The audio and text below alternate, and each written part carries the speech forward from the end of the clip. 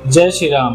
हर हर महादेव। आज हम निकल पड़े हैं एक ऐसी यात्रा पर जो सिर्फ एक सफर नहीं, एक भावनात्मक अनुभव है। मुंबई की भागदौड़ से निकलकर हम चल पड़े हिमालय की गोद में बसे श्री भगवान केदारनाथ और बद्रीनाथ की धाम की ओर। तो आइए मेरे साथ इस दिव्य यात्रा की शुरुआत करते हैं। सबसे पहले हमने मुंबई से हरिद्वार के लिए ट्रेन बुक की, जो लगभग 4000 का किराया और 28 से 30 घंटे की यात्रा।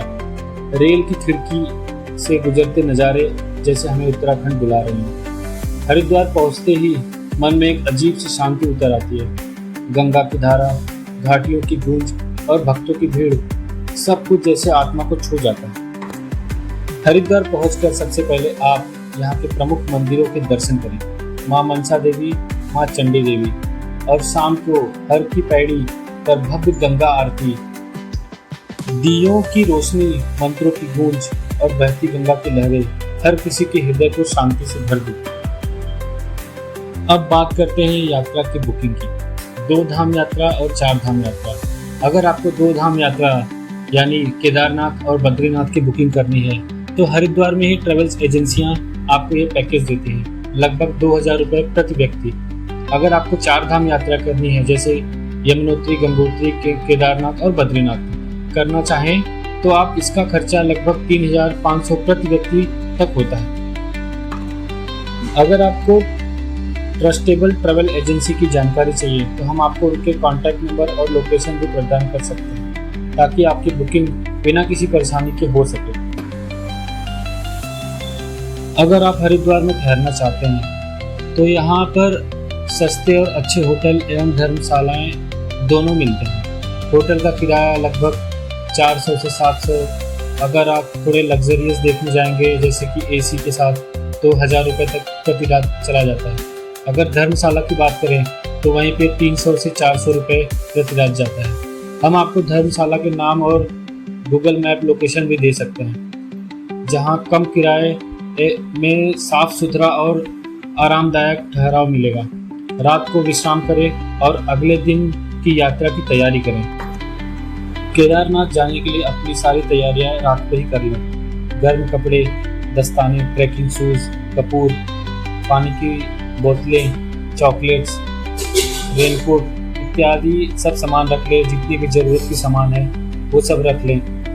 नियर बाय में आपको बहुत सारी दुकानें मिल जाएंगी जो आपको सस्ते दामों में ये सब सामान हरिद्वार में ही मिल जाएंगी, तो ताकि आप मुंबई से हरिद्वार तक ये सब सामान इतना हैवी वेट लेके ना जाएं।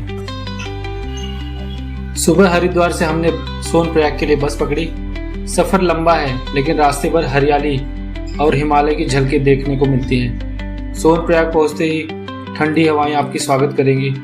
यहाँ हमने रात को रुकने का निर्णय लिया, क्योंकि अगले दिन असली ट्रैकिंग शुरू होगी। सुबह सुबह सोनप्रयाग से गौरी कुंड के लिए वैन पकड़नी होती है, जिसका किराया लगभग 50 रुपये प्रति व्यक्ति। गौरी कुंड से शुरू होती है असली परीक्षा, जो कि 16 से 18 किलोमीटर की ट्रैकिंग। हर मोड़ पर हर हर महादेव की गूंज और बादलों के बीच भगवान शिव का आशीर्वाद। शाम तक केदारनाथ पहुंचकर पहली झलक मिलते ही आंखें नम हो जाती हैं।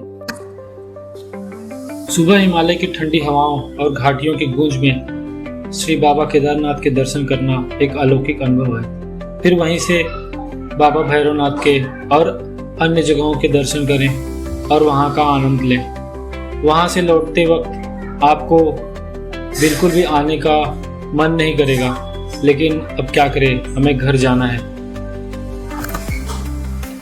फिर धीरे धीरे लौटना शुरू करें गौरी कुंड और सोनप्रयाग की ओर। अब बारी है भगवान विष्णु के अवतार श्री बद्रीनाथ धाम की। सोनप्रयाग से जोशीमठ होते हुए बद्रीनाथ की ओर निकलते हैं, लेकिन उसके पहले उसी शाम आपको सोनप्रयाग में ठहरना होगा। फिर इसके बाद दूसरे दिन आपको ये सफ़र शुरू करना होगा।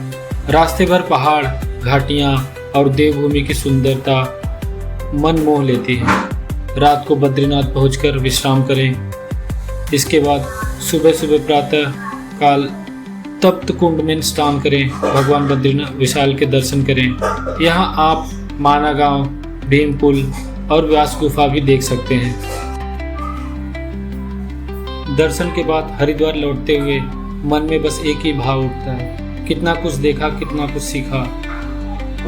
हरिद्वार से ट्रेन लेकर मुंबई लौटते हैं तो लगता है मानो मन अब पहले जैसा नहीं रहा। यह यात्रा भीतर तक बदल देती है। जय बद्री विशाल, हर हर महादेव।